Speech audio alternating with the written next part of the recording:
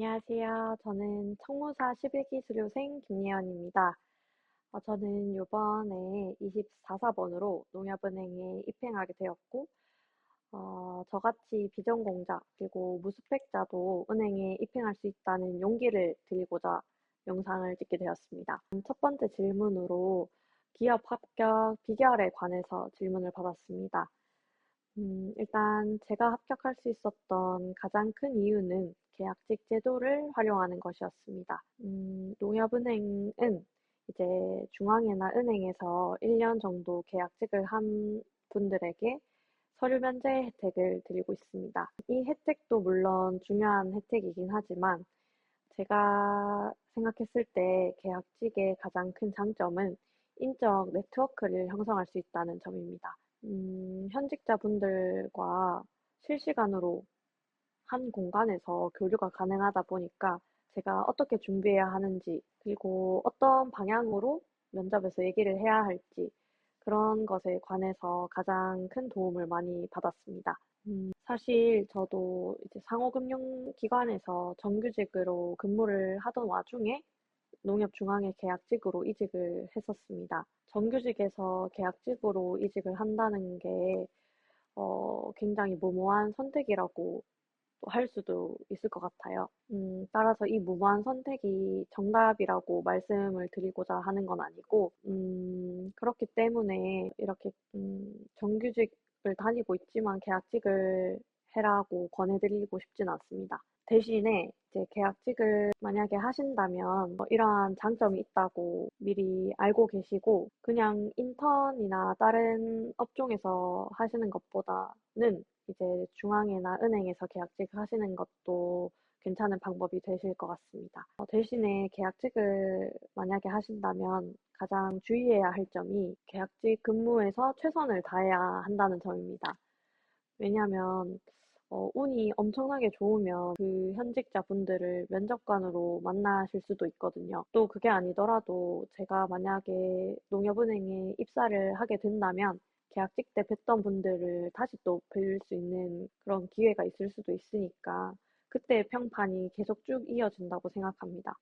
따라서 계약직 할 때 다른 뭐 기업의 인턴 뭐 이런 거보다는 계약직 근무할 때 되게 최선을 다해서 성심성의껏 하시는 걸 추천드립니다. 저도 그렇게 하지 못한 게 후회가 되고 아쉽기도 하더라고요. 따라서 계약직을 무조건 하셔라 라는 말씀을 드리고자 하는 건 아니고 다른 인턴이나 뭐 알바 이런 것보다는 중앙회나 은행에서 인턴을 하시면서 인적 네트워크를 형성하시는 것도 하나의 방법이 될 수도 있겠다라고 전달드리고 싶습니다. 그리고 두 번째 질문으로는 제 스펙에 관해서 질문을 받았습니다. 사실 부끄럽지만 저는 큰 스펙을 가지고 있지 않습니다. 일단 저는 토스 IH 그리고 컴퓨터 활용 능력 1급 그리고 은행 텔러 자격증 이렇게 총 3가지 밖에 보유하고 있지 않은데요. 사실 농협은 블라인드이기 때문에 기재 자체가 불가능합니다. 따라서 이런 정량적인 스펙보다는 면접이나 자소서에서 어필할 수 있는 경력을 쌓는 게 더 중요하다고 생각합니다.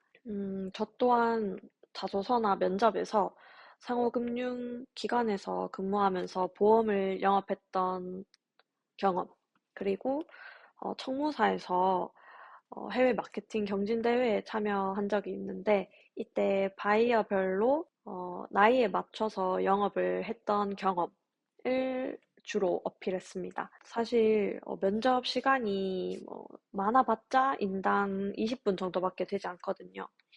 따라서 경험이 아무리 많고 뭐 경력이 아무리 많아도 주어진 시간이 없어서 다 말할 수가 없어요.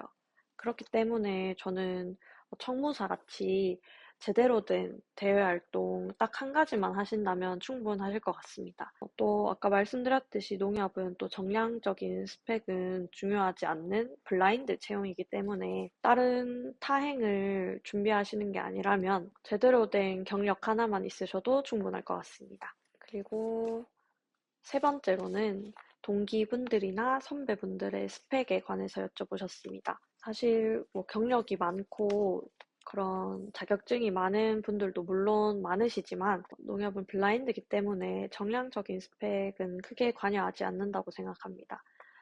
하지만 이제 면접에서는 금융 경력이 없다면 금융 자격증이 있는지 여쭤보시긴 하더라고요. 근데 그게 아니라면 굳이 정량적인 스펙 때문에 힘들어하고 하실 필요는 없을 것 같습니다. 그리고 제 동기 중에는 한 명 빼고는 다 중고 신입입니다. 또 그 동기분들 중에 과반수 이상은 상호금융 경력이 있으십니다. 또 상호금융 경력이 없다고 하면은 은행 인턴이라든지 은행 홍보 모델을 했던 친구들이 많았고, 물론 뭐 금융 관련 경험이 없는 분들도 꽤 있으시긴 합니다. 근데 금융 경력이 있다고 합격을 한다기보다는 면접에서 아무래도 은행권에서 제가 잘 할 수 있다는 경쟁력을 보이는 게 쉽지 않기 때문에 다른 뭐 아르바이트나 그냥 사무직 인턴 이런 걸 했을 때 크게 어필이 되지 않으니까 상호금융 경력에서 영업을 했던 걸 사례로 든다든지 아니면 은행 인턴을 함으로써 은행에 꾸준히 관심이 있었다는 게 어필이 되니까 그러다 보니까 합격자분들 중에서는 금융 경력이 있는 분들이 많이 합격이 되는 것 같아요. 그렇긴 하지만 본인이 이제 금융 경력이 없다고 두려워하실 필요는 없으실 것 같고 어떤 경력이든지 은행과 연관시켜서 영업과 연관시켜서 잘 말씀하신다면 충분히 합격할 수 있다고 생각합니다. 네, 마지막으로 제가 취업 준비를 어떻게 했는지, 그리고 취업 준비를 하면서 도움이 됐던 것과 비추천할 것을 말씀드리고자 합니다. 일단 제가 개인적으로 생각했을 때 은행에서 서류가 중요한 것보다는 필기가 더 중요한 것 같고, 또 필기보다는 면접이 중요하다고 생각합니다. 그렇기 때문에 필기 공부는 사실 퇴근하고 그냥 꾸준히 설렁설렁 준비했던 것 같아요. 그리고 면접은 필기를 사실 합격해야 면접을 갈 수 있으니까 필기 합격 발표가 나온 다음에는 이제 엄청 열심히 매일 밤새서 면접 준비를 했던 것 같습니다. 일단 서류 준비할 때는 자소설닷컴이라고 사이트랑 어플이 있는데 그 어플을 가장 많이 활용했던 것 같습니다. 그 어플에서 자소서를 입력을 했을 때 기업별로 다 볼 수가 있으니까 가장 편했던 것 같고, 또 그리고 저도 자소서 첨삭을 한번 받아본 적이 있는데 사실 이거는 매우 비추합니다. 저도 뭐 블로그에서 찾아보면서 3만 개 정도 되는 후기를 갖고 있는 블로거한테 첨삭을 맡긴 적이 있어요. 근데 사실 제가 썼던 자소서랑 첨삭을 받은 자소서랑 크게 다른 점이 없더라고요. 한 금액은 20만 원 정도 됐는데 그렇기 때문에 시간도 버리고 돈도 버리는 것보다는 그냥 본인이 자기 경험을 쭉 쓴 다음에 챗GPT한테 조언을 구하던지 아니면 친구나 주변 지인들에게 조언을 구하면서 자기가 첨삭하는 게 가장 좋고 그리고 또 그렇게 첨삭했을 때 나중에 면접 가서 내가 자소서에 어떻게 썼는지 기억이 나더라고요. 그래서 그런 자소서 첨삭을 유료로 맡기는 것보다는 본인이 쓰는 걸 추천합니다. 그리고 저는 필기 준비는 사실 필기 일정이 뜨면은 그런 서점에 가서 그 필기 시험을 치를 기업의 시중 문제집을 매번 사서 풀었어요. 근데 그건 비추합니다. 왜냐하면 시중 기업별 문제집 내용들이 다 일단 비슷하더라고요. 그리고 그 문제집의 적중률이 그다지 좋진 않았어요. 매번 다르게 나왔기 때문에 차라리 그런 것보다는 그냥 공통으로 된 NCS 문제집을 푸시고 뭐 경제상식이나 금융상식 같은 경우에는 단어책이나 뭐 매경 테스트, 테셋을 활용하시는 걸 추천드립니다. 그리고 저는 사실 도움을 많이 받았던 게 독금사라는 네이버 카페가 있거든요. 그 카페에서 필기 스터디를 구해서 하시는 게 가장 좋을 것 같습니다. 스터디가 물론 격차가 많이 크긴 합니다. 열심히 하는 스터디에 들어가서는 저도 도움을 많이 받았고, 사실 약간 느슨한 스터디에서는 저도 같이 느슨해져 버리더라고요. 그래서 차라리 처음부터 구하실 때 뭐 벌금이 있는 스터디에 가입하신다든지 아니면 인원이 좀 많고 방장이 좀 열정이 넘쳐 보인다.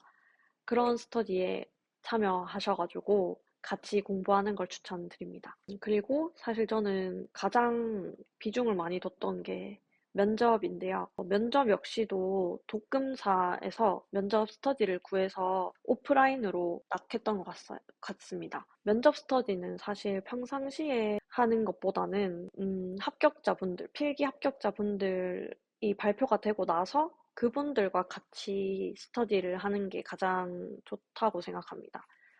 특히 면접을 한 번도 보지 않았고 면접 경험이 없으신 분들은 그 스터디를 통해서 다른 사람들의 단계 수준이라든지 아니면 다른 사람들이 어떻게 하는지 보고 습득할 수 있는 기회가 되기 때문에 초보분들일수록 그 스터디를 활용하시는 걸 추천드릴게요. 그리고 독금사 말고도 카카오톡 오픈 채팅에 본인이 면접을 보러 갈 회사를 쳐보면은 이제 그 회사별로 오픈 채팅이 되게 많거든요. 뭐, 저 같은 경우에도 농협은행 쳐서 제 지역이 대구다 보니까 대구나 뭐 경북 스터디를 찾는 오픈 채팅에 들어가서 참여하기도 했고, 아니면 그 오픈 채팅방에서 뭐 정보 공유가 뭐될 때도 있는데, 그렇기 때문에 오픈 채팅에 참여하시는 것도 좋은 방법일 것 같습니다. 또 그리고 저는 챗GPT한테도 제 자소서를 보여주고 여기서 면접관이 궁금해할 예상 질문 만들어줘 라든지 아니면 챗GPT의 유료 버전을 쓰시면 AI 그 목소리랑 같이 대화를 할 수 있는 기능이 있거든요. 그 기능을 활용해 하셔가지고 면접관처럼 행동해달라 하고 명령한 다음에 같이 모의 면접 겸 해보시는 걸 추천드립니다. 챗GPT가 말이 엄청 빠르고 이게 주고받는 대화 속도가 빠르다 보니까 저도 모르게 이제 빨리 말하는 습관을 기를 수 있게 되더라고요. 그래서 챗GPT도 추천드리고 그리고 그 유튜브에 모의 면접을 검색하시면 유튜버들이 면접관인 척 하면서 되게 쪼는 그런 압박 면접 시뮬레이션 영상이 있어요. 그 영상을 한번 켜서 실제로 면접하는 것처럼 연습을 해보시는 걸 추천드립니다. 그 영상에 보면은 막 시간초 이렇게 시계로 해놓고 엄청 쪼거든요. 그래서 진짜 실제 면접처럼 막 심장이 두근거리는 걸 느끼실 수 있을 겁니다. 실제로 그렇게 하다 보니까 사실 특히 임원 면접에서는 어떤 질문을 하실지 전혀 예상이 안 되거든요. 그렇기 때문에 그 압박 모의 면접 연습을 하면서 순발력 있게 어떻게 대처를 하면 좋을지 연습하는 걸 추천드립니다. 그리고 또 면접 일정이 잡히면 면접 연습을 한다고 뭐 메모장이나 한글에다가 많이 정리를 하실 텐데 저는 그 정리를 구글 독스라는 어플이 있거든요. 그 어플에다가 하시는 걸 추천드립니다. 그 구글 계정으로 로그인을 하시면 휴대폰이랑 노트북에서 실시간으로 연동이 되거든요. 그래서 노트북으로 막 내용을 입력을 해놓으면 휴대폰으로도 바로바로 보실 수가 있고 그런 연동 같은 게 빠르기 때문에 구글 독스가 가장 편했어요. 거기에는 이제 뭐 한글처럼 뭐 표라든지 그런 걸 만드실 수가 있고 또 제 아르바이트나 인턴 그리고 뭐 다른 경력 사항들을 정리하기도 구글 독스가 편하거든요. 그래서 구글 독스로 경험 정리도 한번 해보시고 또 스크립트 작성도 한번 해보시는 걸 추천드립니다. 이렇게까지 말씀드리면 제가 해드릴 수 있는 정보는 여기까지고요. 사실 저도 되게 부족한 상태에서 입사를 하게 된 거라 정보가 많이 없으셨을 수는 있지만 조금이나마 도움이 되셨으면 좋겠고 그리고 저같이 이렇게 별 볼 거 없는 이런 부족한 사람도 입행할 수 있구나라는 이런 위안을 얻을 수 있었던 영상이었으면 좋겠고, 부족했지만 열심히 봐주셔서 감사했습니다. 감사합니다.